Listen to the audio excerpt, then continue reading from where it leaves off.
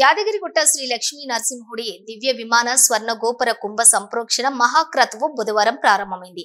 ఆలయంలో స్వామివారికి నిత్య ఆరాధనల అనంతరం మహాకుంభ సంప్రోక్షణ పూజలో భాగంగా ఉదయం 7:45 ప్రధాన ఆలయ ముఖ మండపంలోని అర్చకులు స్వస్తి వాచనంతో ఉత్సవాలకు అంకురార్పణ చేశారు.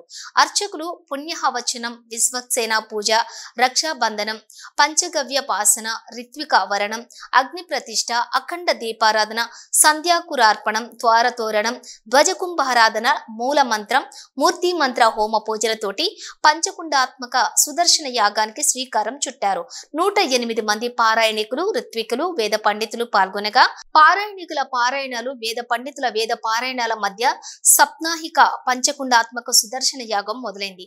సుదర్శన యాగం 5 రోజుల పాటు జరగనుంది. 23న ఉదయం 11:45 మహాకుంభ సంప్రోక్షణ ద్వారా సీఎం రేవంత్ రెడ్డి చేతుల మీదుగా ఆలయ దివ్య విమాన స్వర్ణగోపుర ఉద్ఘాటన చేసి స్వర్ణగోపురాన్ని స్వామివారికి అంకితం చేయనున్నారు. ఆలయ శిఖరాలపై అలంకరించే బంగారు కలశాలకు జలాదివాసం ఉత్సవాన్ని చేపట్టారు. ఆగమ పద్ధతిలో జలాదివాసం నిర్వహించారు.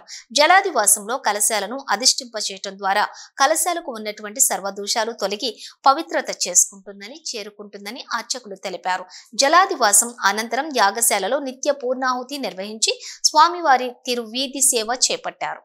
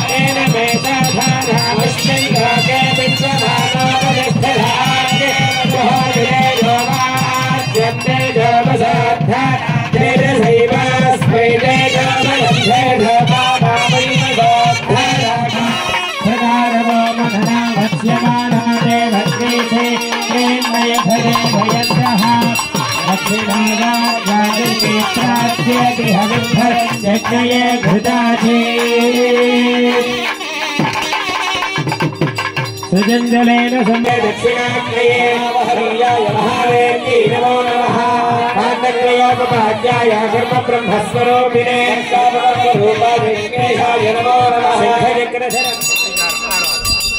मंगलं नरसिंहाय मंगलं गुणसिंहवे मंगलानां निवासाय यादाद्देशाय मंगलं नित्याय निरवध्याय नित्यवैभवशालिने नित्यवैभवदात्रे श्रीर्दार्य पुरोगमये।